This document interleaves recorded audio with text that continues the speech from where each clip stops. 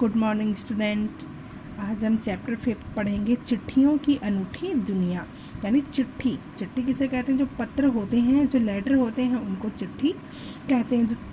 ये जो लेटर होते हैं, चिट्ठियाँ होती हैं, इनकी एक अलग ही दुनिया होती है। तो आज हम चिट्ठियों की दुनिया के बारे में पढ़ेंगे कि चिट्ठियों की दुनिया होती है वो कैसी है, और जो चिट्ठियाँ हैं वो कब से चली आ रही हैं।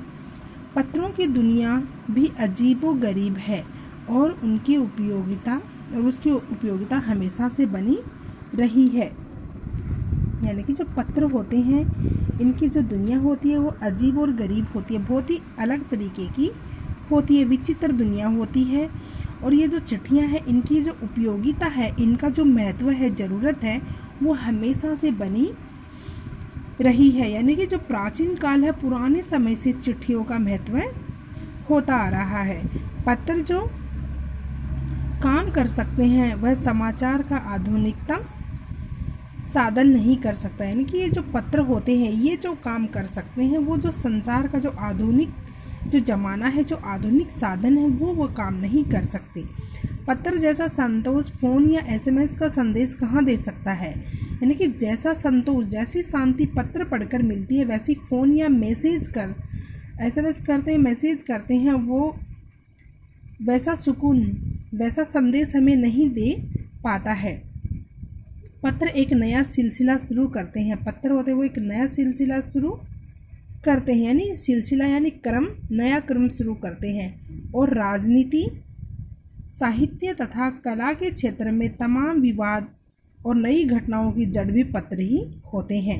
यानी कि ये जो राजनीति होती है, साहित्य कला होती है, इनका जो क्षेत्र, कई क्षेत्रों में जो बहुत सारे विवाद होते हैं, उनकी घटनाएं जो होती हैं, उन घटनाओं का जड़ भी क्या है? पत्र ही होते हैं। पत्रों से ही उन घटनाओं का पता चलता है।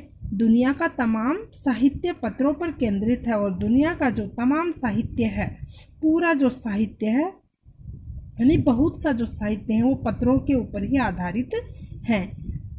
और मानव सभ्यता के विकास में इन पत्रों ने अनूठी भूमिका निभाई है। और मानव जो सभ्यता है, उसमें जो पत्र हैं, उन्होंने मानव सभ्यता के विकास में, मानव की सभ्यता का विकास करने में ये जो पत्र हैं, इन्होंने अनूठी यानी अनोखी भूमिका यानी अनोखा योगदान दिया है।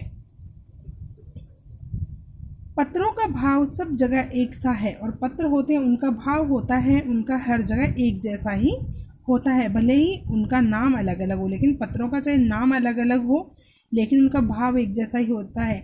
जैसे समाचार पत्र होते हैं, समाचार पत्र जब छपते हैं तो उनमें सब में एक जैसी खबर छपती है, भले ही उनका भाव अलग, उनका नाम अलग अलग हो, लेकिन उन सभी पत्रों के जो भाव होते हैं, जो उनका महत्व होता है, वो एक जैसा ही होता है।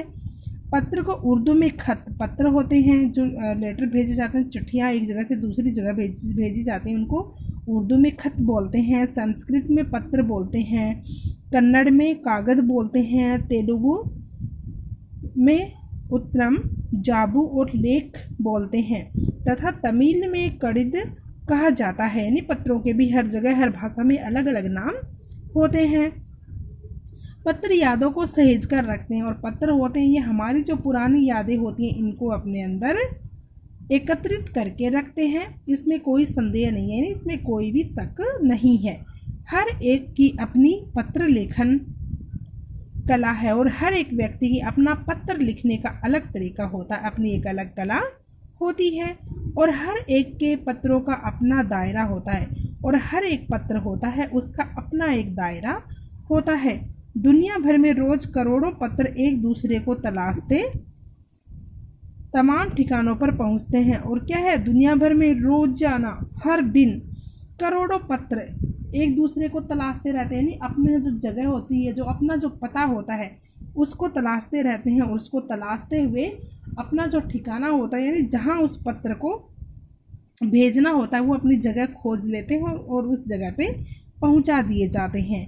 भारत में ही रोज 4.5 करोड़ चिट्ठियाँ डाक में डाली जाती हैं, और भारत में हर दिन 4.5 करोड़ चिट्ठियाँ होती हैं, वो डाक में डाली जाती हैं, डाकघर के द्वारा भेजी जाती हैं, जो साबित करती हैं कि पत्र कितनी अहमियत रखते हैं। जो चिट्ठियाँ, ये जो चिट्ठियाँ जो 4.5 करोड़ चिट्ठियाँ जो डाक में डाली जाती हैं, ये साबित कर देती हैं कि पत्र होते हैं उनका कितना महत्व होता है।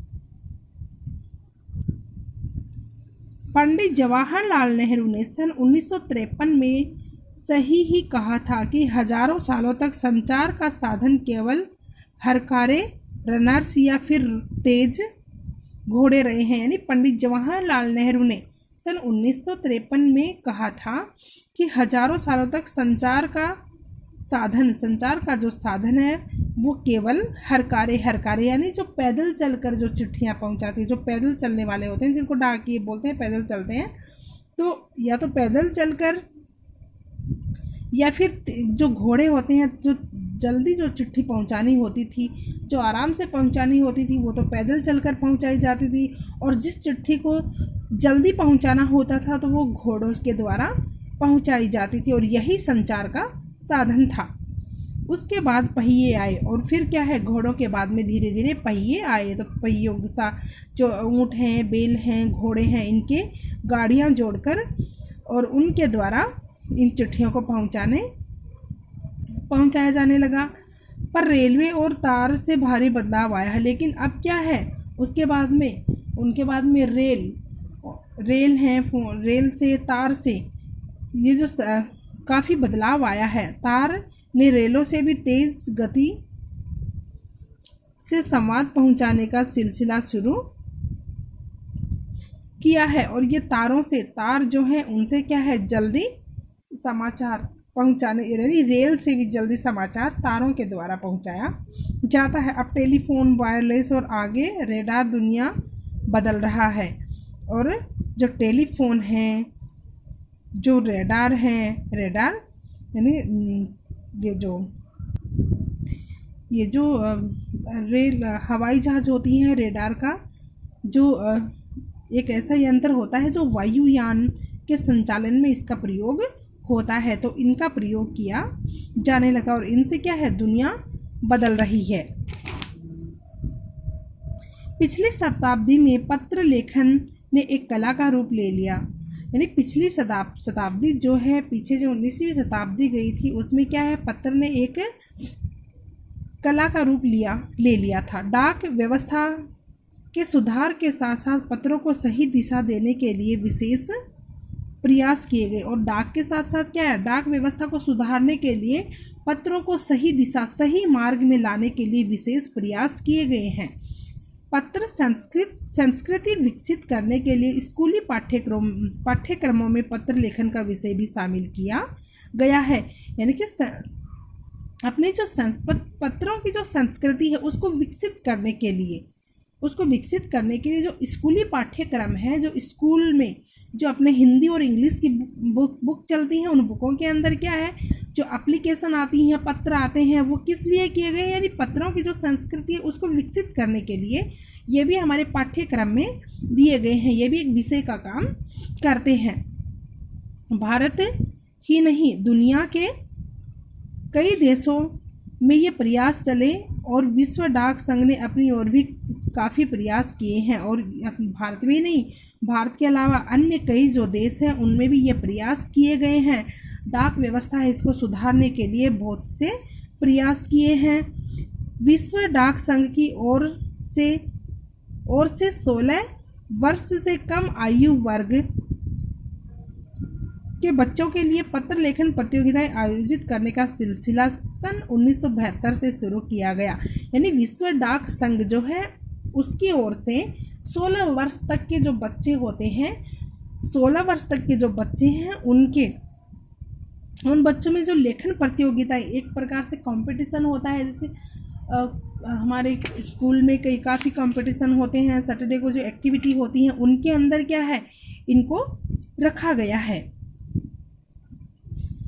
उस प्रतियोगिता में पत्र लेखन है, इसकी कला को रखा गया, और ये सिलसिला 1972 ईस्वी से शुरू किया गया था। यह सही है कि खासतौर पर बड़े शहरों और महानगरों में संचार साधनों के तेज विकास तथा अन्य कारणों से पत्रों की आवाजाही प्रभावित हुई, पर देहाती दुनिया आज भी चिट्ठियों से ही चल रही है। जो गाँव की जो दुनिया है वो आज भी चिट्ठियों से चल रही है। फैक्स, ईमेल, टेलीफोन तथा मोबाइल ने चिट्ठियों की तेज़ी को रोका है, और ये जो संचार के जो साधन आए हैं, इंटरनेट, ईमेल, टेलीफोन, मोबाइल, इन्होंने चिट्ठियों की जो तेज़ी है उसको रोका है। पर व्यापारिक डाक की संख्या लगातार बढ़ रही है। व्यापार की जो संख्या है, व्यापारी लोग जो हैं वो डाक की संख्या को अधिकतर बढ़ा रहे हैं। जहाँ तक पत्रों का सवाल है, अगर आप बारीकी से उसी तह में जाएं तो आपको ऐसा कोई नहीं मिलेगा जिससे कभी किसी को पत्र लिखा या न लिखाया हो। तो पत्रों का बेसब्री से जिसने इंतज़ार किया है, हमारे सैनिकों को पत्रों का जिस उत्सुकता से इंतज़ार करते हैं उसकी कोई मिसाल ही नहीं। एक दौर था जो लोग पत्रों का महीनों इंतज़ार करते थे, पर अब यह बात नहीं कि परिवहन साधनों के विकास ने दूरी बहुत घटा दी है। पहले लोगों के लिए संचार का इकलौता साधन चिट्ठी ही था, पर आज और भी साधन विकसित हो चुके हैं। यानी फ़ोन से भी आजकल हम बात कर सकते हैं। चिट्ठियों से ही नहीं, आजकल फ़ोन, मोबाइल, टीवी से सबसे जो न्यूज़ होती हैं वो एक दूसरे तक पहुंच जाती हैं। आपको ये इतना चैप्टर पढ़ना है और इसके शब्दार्थ है इसको लर्न करना है। धन्यवाद।